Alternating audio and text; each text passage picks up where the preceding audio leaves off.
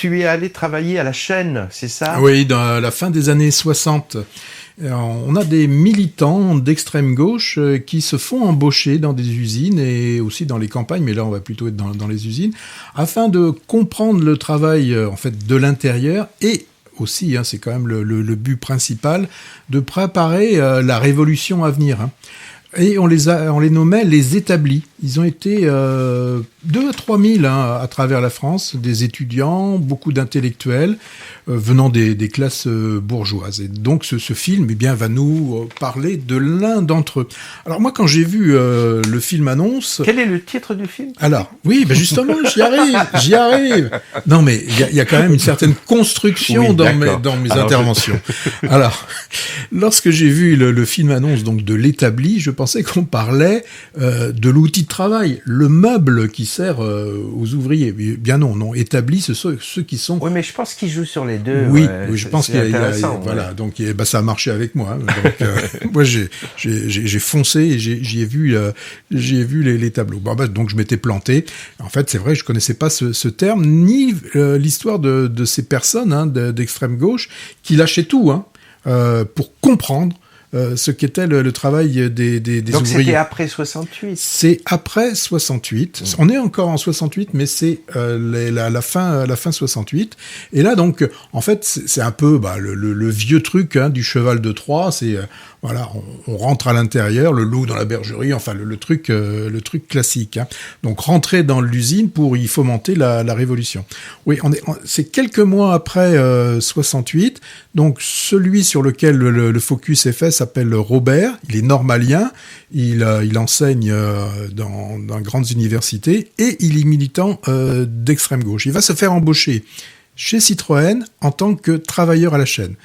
Donc son but, c'est relancer la révolution dans les ateliers. On voit que les ouvriers sont un peu fatigués parce qu'ils ont quand même beaucoup donné au travers de ces dernières grèves. Et je ne veux pas dire qu'ils veulent tourner la page, mais peut-être qu'ils ont envie quand même de passer un petit peu à autre chose. Alors il y a un événement qui va être important pour Robert, c'est que l'usine Citroën, faut dire qu'elle manque pas d'air quand même, c'est qu'elle demande aux ouvriers de payer ce que l'entreprise a lâché suite aux accords de Grenelle. C'est-à-dire qu'elle va leur demander demander donc aux ouvriers de travailler 3 heures de plus par semaine, non payées, pour, alors je mets entre les guillemets, pour rembourser.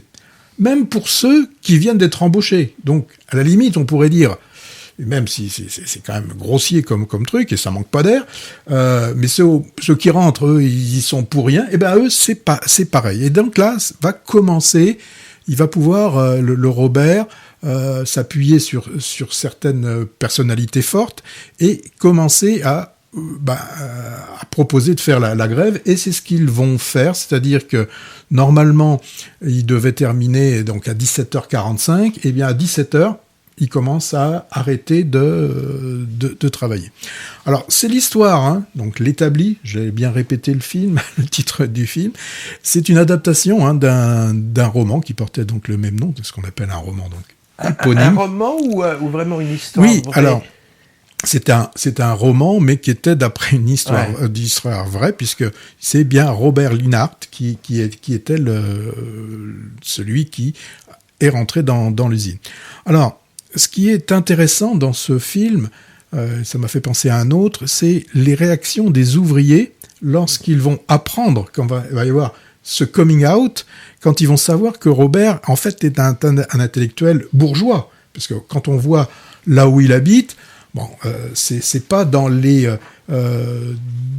bidonvilles, pour certains, où vivent certains ouvriers, surtout étrangers, qui vivent dans des maisons faites de briques et de broc, et là, certains vont comprendre sa démarche, d'autres mais la rejettent d'une façon violente, parce que pour eux, il y a une sensation de trahison. Et il y en a un d'ailleurs qui dit, mais si Robert est licencié, lui c'est simple, il retrouvera son emploi de prof, pas nous. Donc, ça m'a fait penser, je sais pas si tu l'as vu. Juliette Binoche. Oui, Juliette Binoche dans Ouistreham, Voilà. lorsque les femmes de ménage apprennent que leur congénère est en fait Ouais. une journaliste. Et c'est vrai qu'elle aussi, une fois son reportage terminé, elle va retourner, entre guillemets, au show, quoi. Bah, Florence Aubenas, c'est ce qu'elle avait fait, Oui. comme finalement se faire engager pour de l'intérieur étudier. Alors, ce qui était intéressant aussi dans le film, c'est qu'on a la reconstitution d'une chaîne de montage de 2 chevaux. Et là, alors je me suis dit, mais comment ils ont pu faire? J'étais étonné de trouver vraiment des pièces détachées de 2 chevaux. Eh bien, ils se sont installés alors dans une friche industrielle Michelin à Clermont-Ferrand. Et puis ils ont trouvé des outillages malheureusement dans des usines en cessation d'activité. Et pour les 2 chevaux, eh bien ils ont été reprendre des véhicules de collection. Pour certaines, ils les ont démontés pour qu'on les puisse voir, en fait, les remonter. Les collectionneurs devaient être contents, là, Pierre. Et on a aussi des pièces qui continuent à être fabriquées, par exemple des portières, tout ça pour assurer le SAV. Et franchement, quand on voit à quoi ressemble une 2 chevaux presque nue, on se dit comment on faisait pour rouler là-dedans. C'est vraiment la boîte de On sardines. dirait un vélo démonté. Blanc avec 4 roues, quoi. Alors bon, L'établi, c'est un film politique très démonstratif. Bon, il relate ce que pouvaient être les rapports patronat-ouvrier à cette époque. Je suis pas sûr qu'ils aient vraiment évolué, peut-être dans la forme, mais dans le fond, je pense que ça reste un petit peu la même chose. Alors, le trait est forcément un peu forcé, me semble-t-il, par moment, mais c'est souvent nécessaire lorsque l'on veut montrer quelque chose, c'est d'utiliser un gros crayon. On a par exemple Podalides qui joue un chef d'atelier. Bon, on nous dit il a fait l'Indo, il a dû prendre plaisir à jouer cet enfoiré, parce que là, il a son petit collier, sa petite barbe, ses petites lunettes. Il a aussi ses chiens de garde, c'est-à-dire qu'il y en a les briseurs de grève qui sont là. Bon, voilà. Donc Podalides, j'ai plus l'impression qu'il s'est fait plaisir à jouer un salaud. Plus classique, en tant que délégué CGT et prêtre de surcroît, on retrouve échappé des frères Dardenne. Olivier On a Gourmet. Olivier Gourmet. Bon, là, c'est une habitude. Bon, j'ai eu un petit peu de difficulté à croire cette histoire, peut-être j'ai trouvé quand même par l'acteur principal, j'ai trouvé un peu un manque de charisme dans Swan Arlo. Swan Arlo, oui. J'ai vraiment pas été convaincu.